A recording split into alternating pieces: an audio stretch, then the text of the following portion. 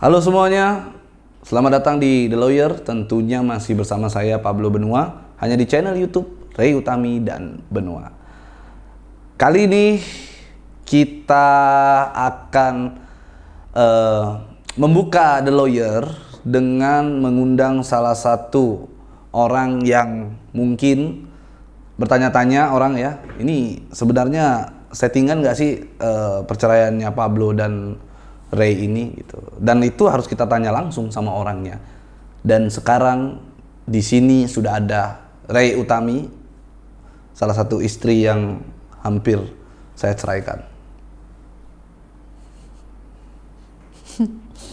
Iya, halo, apa kabar? Cuman aku mau nanya nih, karena banyak sekali orang yang nanya ke aku. Sebenarnya itu kamu tuh settingan gak sih begitu tuh? Kamu nangis-nangis di TV terus bilang kamu itu mau ngizinin aku poligami gitu. Atau kamu memang bener ngizinin aku poligami? Kamu nanya yang settingannya yang mana dulu nih? Ya Bener. itu dua tuh, antara ya poligami, izinkan aku poligami, terus kamu nangis-nangis gitu. Itu settingan atau bukan sih? Ya bukan lah, ngapain settingan sampai nangis-nangis?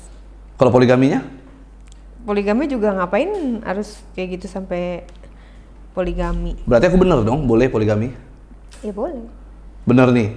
Nih, tolong ya semua netizen, subscriber aku nih untuk dicatat bahwa Ray Utami mengizinkan Pablo untuk poligami begitu. Jadi itu real ya. Bener ya? Aku berarti boleh poligami nih ya. Oke. Setuju. Jadi rencana memang gua pengen poligami sih. Nah, sekarang kamu selama nggak ada aku tuh kamu ngapain aja sebenarnya? Yang ngurus studio, ngurus rumah, ngurus anak, karyawan, YouTube, Dari mana kamu? syuting bintang tamu. Terus Ya kamu ngerjain- syuting bintang tamu kan juga karena ngebahas aku kan. Iya kan kegiatannya kan itu, aku kasih tahu. Terus ngerjain project Race Angels, terus Oh, Res Angels, kamu udah jalanin projectnya sendiri ya? iya, Terus gimana Res Angels? ya udah mulai audisi kan kemarin pada saat kamu belum keluar kan aku udah bikin audisinya gitu. Jadi pada saat kamu udah keluar kan udah tinggal enak tuh Iya sih. showcase-nya.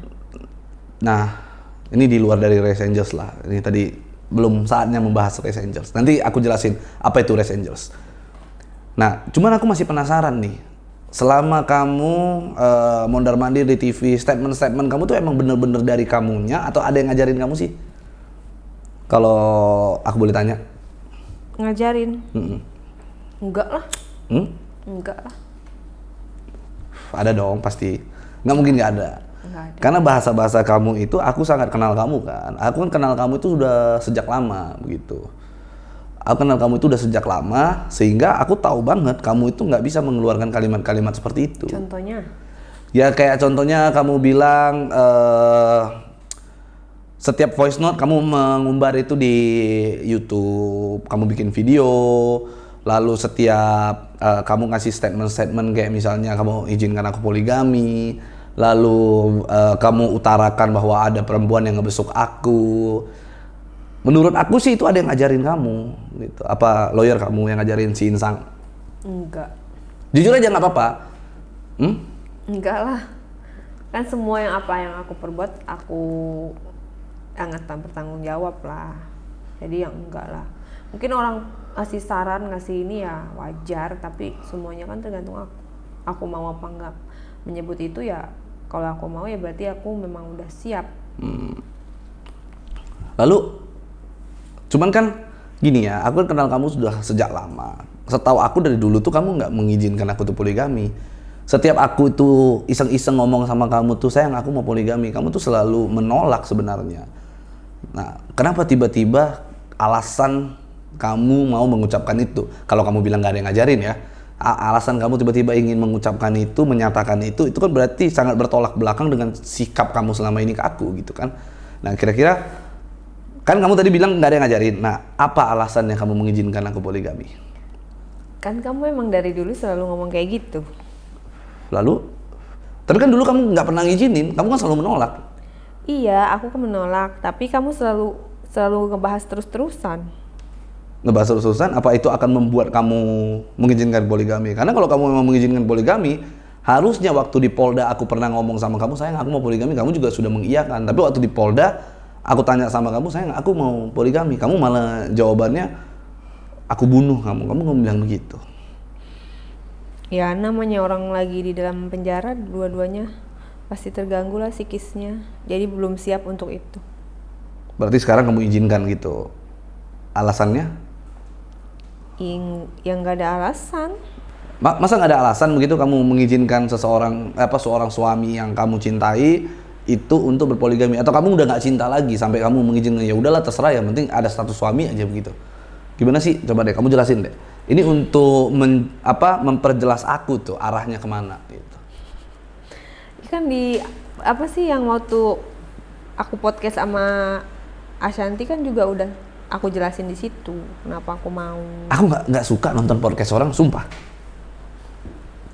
Aku pengennya tuh mendengarkan dari mulut kamu tuh. Karena dengan nonton videonya orang, aku menghabiskan kuota aku. Ya alasannya kan di agama Islam kan emang tidak melarang untuk poligami. Tapi kamu ikhlas nggak? Ya Ada, kan? memang tidak, kamu bisa mengikuti aturan yang ada di dalam agama Islam bahwa tidak boleh melarang jika suami ingin berpoligami, karena itu adalah bagian daripada ibadah kan begitu. Tetapi isi hati kan tidak ada yang tahu. Bisa jadi kamu tidak ikhlas dengan poligami itu gitu. Ya nggak tahu kan, belum pernah dicoba. Ya kalau belum pernah dicoba dan kamu nggak tahu kamu bisa ikhlas apa enggak, bagaimana caranya kamu bisa mengizinkan seorang suami yang kamu cintai untuk berpoligami? Atau kamu hanya mau ngetes, mencoba begitu supaya melihat apakah Pablo nih beneran nggak nih dia pulang nggak dengan alasan ingin dipoligami? Ya pengen juga kan kamu pulang gitu. Makanya aku selalu ngomong apa-apa di YouTube ya biar kamu juga pulang, biar kamu juga gerah diomongin terus. Ya berarti settingan dong, memang kamu setting seperti itu dong. Ya aku nggak settingan, kalau emang nyatanya kebenarannya kayak gitu ya mau diapain lagi.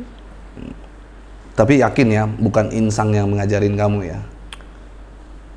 Kan Ada nggak advice dari Insang gitu yang menyatakan, yang ngasih saran ke kamu gitu, Rey, kamu ngomong ini aja Rey, lu ngomong ini aja Rey, ada nggak begitu?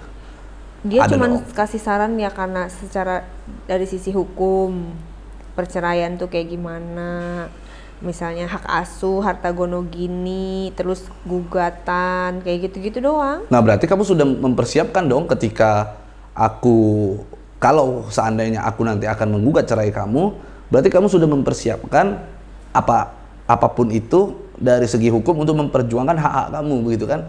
Seperti harta gono gini, seperti Kalau aku masalah enggak sih. hak aswana begitu kan? Yang penting anak lah. Artinya kan kamu mempersiapkan Insang itu bukan untuk berdamai dengan aku, betul nggak? Ya Kamu kan, mempersiapkan Insang kan berarti untuk melawan aku gitu kan? bukan untuk melawan, kita kan nggak pernah tahu ke depannya bakalan berakhir seperti apa. Kalau nggak bakal tahu berarti kan kamu belum harus mempersiapkannya sekarang, belum waktunya, karena kan Aku nggak mempersiapkan, karena begini. aku cuman nanya doang, terus dia menjelaskan, ya wajar lah itu sebagai klien dengan pengacaranya discuss masalah yang kita hadapin, ya wajar. Tetapi itu kontradiktif dengan apa yang kamu lakukan. Ini ya logikanya. Ketika kamu sampaikan bahwa aku nggak mau cerai, aku mau kembali seperti dahulu, ya kan kamu sampaikan seperti itu. Lalu kamu mempersiapkan lawyer untuk melawan jika aku benar-benar menggugat cerai. Berarti dan yang kamu ingin perjuangkan adalah hak asuh anak dan lain-lain begitu. Ini kan kontradiktif. Kalau memang kamu yakin ingin mempertahankan, untuk apa kamu pakai lawyer? Itu poinnya sebenarnya. Kan kamu sendiri kan pakai lawyer, menunjuk lawyer.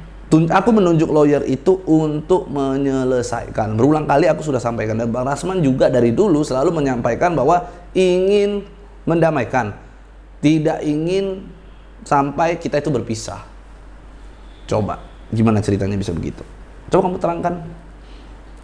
Kan kita nggak pernah ketemu udah berapa 6 bulan kemarin itu, jadi aku nggak tahu nih kamu sekarang dalam pengaruh yang mana, dalam pengaruh siapa, dekat sama siapa kan aku nggak tahu. Menurut kamu kenal Manusia aku. kan bisa berubah. Menurut kamu nih, kamu kan kenal aku sekian lama. Aku tuh apakah orang yang mudah untuk dipengaruhi sama orang?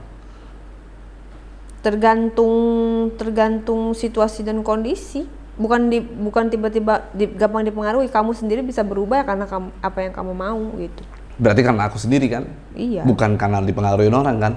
Tapi setahu aku, kamu itu adalah orang yang bisa mengubah keputusan kamu karena dipengaruhi orang. Kamu tuh orangnya tipikalnya seperti itu.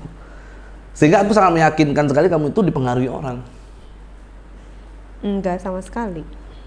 Jadi? Kamu salah. Enggak sama sekali, karena kan di dalam itu kan kamu nggak tahu aku ngapain ya, karena aku udah hijrah terus ya belajar agama juga ya. Walau bagaimanapun kita itu nggak bisa menentang apa yang udah dituliskan di Al-Quran. Bahwasanya ya kalau misalnya kamu nggak bisa menyayangi sama satu istri, nikahin aja 2, 3 atau 4 selagi kamu mampu berbuat adil. Itu dari segi agama. Iya. Jika memang kamu seperti itu, kenapa kamu tidak sendiri saja? Kenapa harus pakai lawyer? Itu loh yang aku pertanyakan itu. Padahal kalau memang kamu ingin mengikuti agama secara penuh, harusnya kamu nurut sama apa kata aku. Yang mana aku masih statusnya suami kamu. Aku kan pada saat itu memerintahkan. Ini bahasanya memerintahkan ya. Bukan meminta pertimbangan gitu. Karena kalau perintah itu bentuknya untuk dilaksanakan, bukan untuk dipertimbangkan kan gitu. Aku kan bilang, kamu jangan pakai lawyer. Kamu jangan umbar-umbar ke media. Tuh. Kan kamu bisa ngubungin aku. Tapi kan aku sudah menunjuk Bang Rasman. Iya kan bisa ngubungin aku. Bisa lewat admin kamu kek, lewat keluarga kek. Jadi kamu berharap aku menghubungin kamu gitu? Iya, kalau orang lain yang nyampaikan kan bisa jadi apa yang kamu sampaikan kan nggak 100% sesuai dengan apa yang kamu mau. Tapi kenapa kalau memang kamu niatnya untuk bertemu dengan aku nih? Kan ada Bang Rasman yang sudah aku tunjuk. Kenapa kamu malah blok Bang Rasman? Bukannya malah kamu kejar Bang Rasman, Bang mana? Ketemu dengan Pablo. Kenapa kamu nggak seperti itu gitu? Menyecar Bang Rasman untuk mempertemukan kamu dengan aku gitu. Aku pengennya sama kamu dulu. Mau ketemu sama kamu dulu, nggak mau ngeliat orang ketiga. Lah itu kan teknis. Kamu bisa kan ke Bang Rasman dulu, Bang Rasman pertemukan kamu ke aku. Setelah kamu sudah bertemu dengan aku, sudah Bang Rasman aku bisa suruh minggir atau bagaimana. Dan kamu bisa minta itu kan. Dan hak kamu untuk menyelesaikan permasalahan rumah tangga dengan aku. Mending kan ketemu. Tapi aku nggak ngelihat itu. Aku justru melihat kamu tuh seperti dengan insang itu berupaya mencari panggung terus di luaran ya, dengan insang berdua ya. Oh. Apa nggak kebalik? Kebaliknya di mana? Pengacara aku Bang Insang nggak pernah masuk TV gara-gara kasus perceraian ini loh. Ya tapi Insang juga mengomentari itu kan. Ya tapi nggak sampai dipanggil-panggil ke TV. Tapi ke YouTube. Awal pertama kali itu ke YouTube. Dan dia nggak roadshow TV enggak. Kalau memang niat, kenapa dari dulu harusnya bisa? Tapi ke YouTube. Kamu sempat undang dia di YouTube untuk membahas ini. Ya karena kata-kata yang dilontarkan oleh kuasa hukum kamu ya harus diluruskan. Dan kamu melakukan konferensi pers. Yang mana? Ada yang kamu melakukan konferensi pers berdua sama Insang. Dan sampai kamu nangis-nangis. Iya, itu bukan konferensi pers, itu karena wartawan pengen tahu statement dari aku nggak pernah ngundang. Jadi aku bilang, oh mau Mbak Re mau ini, ya udah aku bilang ya udah ke studio aja datang. Aku nggak pernah secara resmi aku ngundang itu enggak. Nah, kalau memang kamu bicara nggak bisa ngundang, dari mana wartawan tahu kalau 2 hari yang lalu itu aku akan pulang?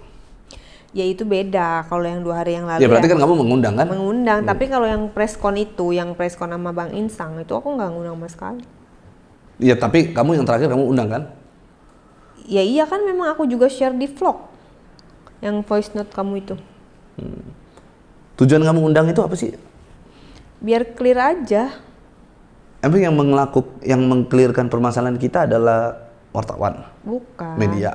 Kan pertemuan tertutup kita juga kan wartawan kan nggak tahu. Setelah itu aku pengennya udah nggak mau ditanya-tanya lagi, biar clear nih jalan atau enggak, maju atau enggak gitu. Kalau seandainya maju Ya maju ya bagus, syukur alhamdulillah kan. Kalau nggak maju, maksudnya maju apa enggak itu gimana? Maju itu Ya maksudnya lanjut atau enggak gitu kan. Kita kan pertemuan ini kan belum tahu Nah, kalau arahnya seandainya kemana. kemarin itu keputusannya tidak lanjut, Ya aku mau tetap kita preskon juga supaya nggak ada pertanyaan yang aku dikejar-kejar lagi.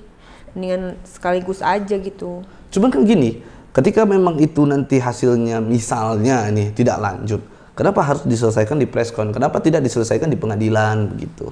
Di Ya pengadilan agama. biar nggak capek ditanya-tanya terus sama wartawan. Sekaligus preskon habis itu udah nggak ada pertanyaan lagi. Berarti kamu menghindari untuk pertanyaan wartawan di kemudian hari begitu maksudnya.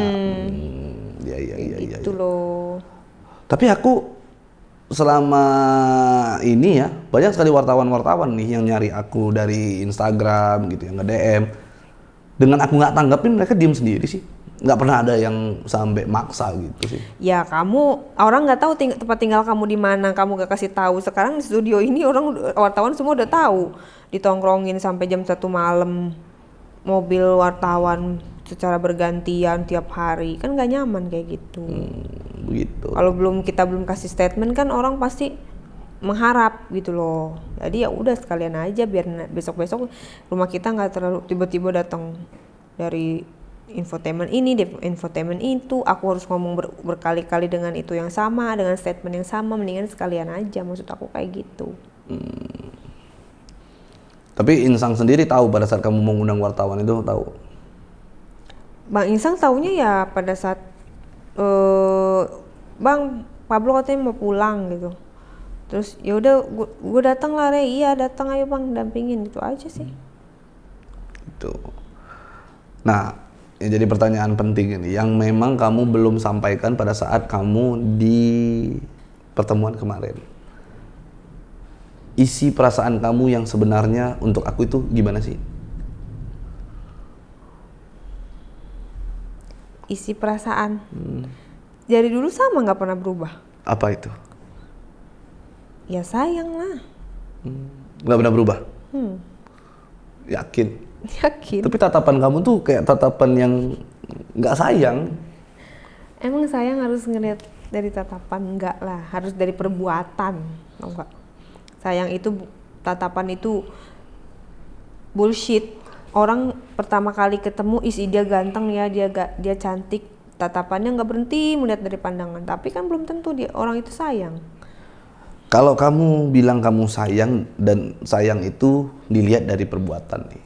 Gimana waktu kamu di Polda kamu marahin aku di depan orang, memaki-maki aku depan orang. Menurut kamu itu apakah itu adalah perbuatan yang dikategorikan sebagai sebagai rasa sayang atau gimana tuh? Iya beda, kalau yang kemarin mah itu aku salah. Juga nggak bisa disamain sama orang kita di luar seperti orang bebas. Perasaan itu campur aduk, psikis kita terganggu, itu memang kamu nggak bisa analogikan sama seperti orang kita di luaran yang udah bebas kayak gini. Bedanya apa? Ya di sana memang gelap ya, maksudnya bener-bener down, bener-bener goyang, galau. Jadi semua apapun itu pasti keluar. Tapi selama 1 tahun lebih kamu udah berjalaninnya sama aku nggak ada masalah tuh. Tapi di ending-ending itu kamu bisa sampai memaki-maki aku tuh gimana caranya gitu? Maksudnya apakah itu karena udah bosen, karena tidak ada rasa sayang atau gimana tuh? Pada saat di Polda Metro itu kita di dalam berdua udah setahun lebih, udah banyak kehilangan kerjaan, kehilangan temen, warga juga nggak bisa besuk, jauh dari anak, pandangan masyarakat, wah udah semuanya, jadi nggak ada yang lebih dari apa ya, udah kayak udahlah, udah nggak ada lagi masa depan kali, udah nggak ada lagi rencana ke depannya, udah nggak ada lagi bangkit lagi, mungkin udah berakhir di sini kayak gitu. Jadi pada saat itu perasaan aku ya kayaknya hidup aku cuma di situ aja gitu, nggak bakalan seperti ini bisa kembali normal lagi. Aku merasa udah stres banget, udah merasa di bawah banget, udah jatuh banget. Ya tapi pada akhirnya kan kamu keluar juga. Iya kan, kita kan nggak pernah sampai pada perasaan sekarang ini gitu. Tapi kan kamu tahu perasaan ini bakal tiba nantinya. aku nggak mikir panjang kayak gitu. Namanya di dalam kan dalam kondisi yang shock, drop. Atau ada orang yang ngajarin kamu kali sehingga membuat kamu itu berani melawan aku, berani memaki aku gitu depan orang. Nggak ada lah, kalau mempengaruhi banyak dari orang dulu juga banyak. Orang dalam tahanan, keluarga. Kalau aku mau bisa sama kamu dari dulu juga pasti banyak yang ngasih pandangan logika, nih lo harusnya udahlah nyerah, udahlah mundur aja, ngapain masih ngarepin gini. Oh ya, ada yang begitu? Ya banyak lah teman-teman di tahanan. Siapa tuh yang kira-kira mengajarin kamu untuk mengakhiri sama aku? Ya banyak lah, namanya kan kita nggak tahu temen. Keluarga? Ya keluarga juga pasti ada lah. Jadi keluarga kamu nggak menyukuri dengan adanya kamu dengan aku? Ya keluarga itu kan ada keluarga yang inti, ada keluarga yang nggak inti. Jadi terlalu banyak kalau aku dengerin semua omongannya mereka ya nggak. Tapi kenapa kamu harus kenapa kamu harus menanggapi keluarga yang tidak inti tadi gitu? Kenapa harus mendengarkan gitu? Ya mungkin mereka care, bentuk mereka care sama aku, nggak mau terjadi hal-hal yang gimana. Oh ya? Gitu. Tapi kan mereka kan nggak ngerti, yang ngerti kan aku, jadi nggak. Padahal orang kalau tahu sebenarnya bagaimana permasalahan hukum kita ini, mungkin mereka nggak berpikir seperti itu ya. Ya udahlah, udah terjadi dan udah dijalanin. Menurut aku nggak perlu ada sesuatu. Berarti pesannya adalah kepada keluarga-keluarga yang sok dekat dan merasa tidak terlalu dekat, mohon untuk tidak mencampuri, begitu kan? Iya, aku pun juga nggak akan terpengaruh sama siapapun karena aku yang ngejalanin, aku yang tahu gitu loh. Arah perahu ini, kapal ini mau kemana pun aku tahu gitu. Aku yang ngejalanin. Emang mau kemana kalau menurut kamu? Ya mau ke satu tujuan yang sama. Kalau misalnya kita memang masih dipersatukan ya kita ke satu tempat ya berarti kita mengemudinya atau menjalaninya, beloknya, lurusnya itu sama. Tapi kamu izinkan nggak kalau seandainya suatu saat nanti ada keluarga kamu yang misalnya memberikan kembali masukan-masukan gitu ya, keluarga-keluarga yang merasa tidak terlalu dekat ini ya, yang memberikan masukan-masukan yang tidak baik ini, kamu izinkan nggak misalnya aku memaki-maki mereka, aku marahin mereka?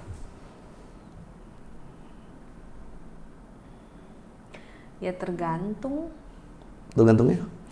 Ya tergantung, kalau misalnya menurut aku dia nggak terlalu penting, nggak usah diiniin. Enggak dong. Kalau seandainya kamu merasa tidak terlalu dekat, lalu ada orang yang ingin mencampuri, terus aku sebagai kepala rumah tangga yang ingin merawat rumah tangga, sebagai imam yang harus menjaga gitu, aku harus memarahi itu orang begitu. Kamu izinkan nggak? Kan itu masalahnya. Ya silakan aja kalau dengan cara-cara yang masih dalam batas yang wajar. Kalau seandainya aku dengan cara yang tidak batas wajar? Ya kan kamu tahu sendiri secara hukum kalau tidak batasnya udah melampaui batas kan kamu sendiri yang. Nggak, pertanyaannya satu, kamu bela siapa? Bela aku atau bela mereka? Kalau kamu dalam hal yang wajar ya pasti aku bela kamu lah. Kalau aku tidak wajar? Contohnya? Ya aku pukul, aku bakar rumahnya, Ya jangan. Aku melakukan tindakan. Ya jangan, berarti kamu bodoh. Enggak, aku nggak nanya perbuatan aku itu bodoh apa tidak. Yang aku tanya adalah kamu bela aku apa bela mereka? Itu kuncinya. Ya bela kamu lah. Tapi itu. kamunya jangan kayak gitu. Ya, kalau aku mau melakukan itu gitu, kamu bela aku apa bela mereka? Itu aja kok jawabannya, bela aku apa bela mereka, udah. Bela kamu. Ya udah, sebenarnya kuncinya itu aja jawabannya. Jadi nggak perlu harus bertele-tele ngomong ini ngomong itu. Maka dari itu kan aku tahu kamu, aku nggak pernah share. Kalau yang hal-hal yang kayak gitu aku bisa pendam sendiri, aku bisa hapus, aku hapus. Ya kan aku pernah share sama kamu, karena kalau kamu tahu bisa bahaya. Siapa? Iya pokoknya hal-hal yang bisa membahayakan aku kadang-kadang nggak pernah. Membahayakannya seperti apa? Aku tuh orangnya imut-imut begitu loh. Aku tuh orangnya nggak mungkin lah melakukan tindak tindakan yang nggak wajar gitu. Kamu kan orangnya emosional. Kata orang juga arogan. Tapi kamu ngelihat aku arogan apa enggak? Saat-saat tertentu, Contoh. ya pada saat orang lain gangguin kamu ya kamu kadang-kadang suka terpancing emosinya jadi sehingga orang mikirnya kamu arogan padahal maksudnya nggak kayak gitu. Gini ya, singa itu kalau nggak diganggu dia tidak akan pernah nerekam duluan. Singa jantan tidak akan pernah nerekam duluan kalau dia tidak diganggu. Itu poinnya. Bahkan dia tidak pernah cari mangsa. Yang cari mangsa itu adalah singa betina tuh. Nah, aku selalu mengibaratkan aku itu seperti singa gitu. Aku nggak akan pernah ganggu orang selama aku nggak diganggu gitu. Ketika aku diganggu orang maka aku akan memangsa dia. Gitu. Itu sih. Iya, tapi kan sekarang ini kan kamu harus lebih hati-hati dan lebih dewasa lagi lah. Jangan terpancing emosi. Sengaja orang itu mau pancing emosi ya mungkin supaya kamu nanti dalam bahaya lagi, dalam masalah lagi. Gini ya, justru aku itu sangat sebagai orang yang baik hati gitu ya, sebagai orang yang punya hati yang baik dan ingin membantu orang gitu ya. Ketika orang membutuhkan emosional aku harus berikan. Ya kan? Orang memancing emosional aku ini supaya mereka memancing emosi aku. Berarti kan mereka membutuhkan emosi aku, maka aku harus tunjukkan emosi aku ke mereka. Dengan aku emosi, mereka akan puas gitu.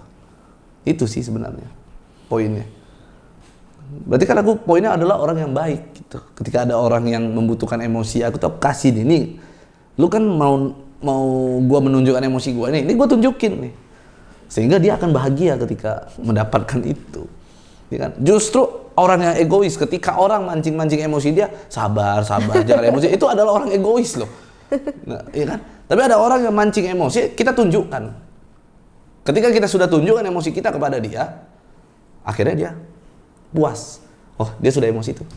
Dia sudah mendapatkan. Itu poinnya. Betul kan?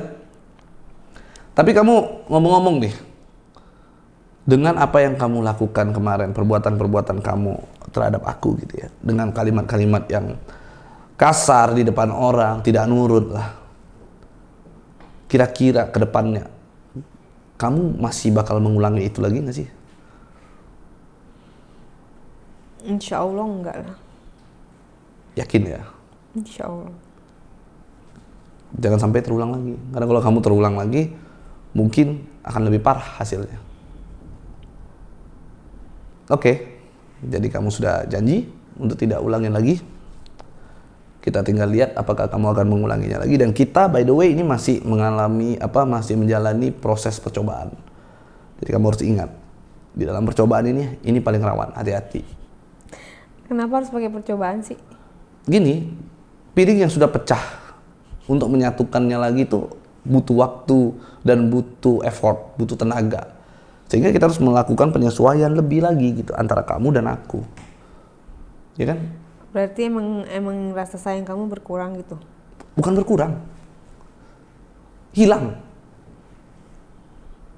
Kalau sekarang udah bertambah belum? Belum sih, masih kita lihatlah nanti gimana. Yang pasti kalau sebenarnya gini ya, rasa sayang, rasa cinta itu tetap pasti ada. Nggak mungkin nggak ada gitu. Itu bohong. Tetapi lebih besar rasa marah itu terhadap lebih besar rasa marah daripada rasa cinta.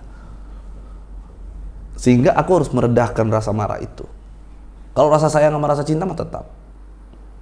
Apa yang bisa bikin rasa marah kamu habis hilang? Perbuatan.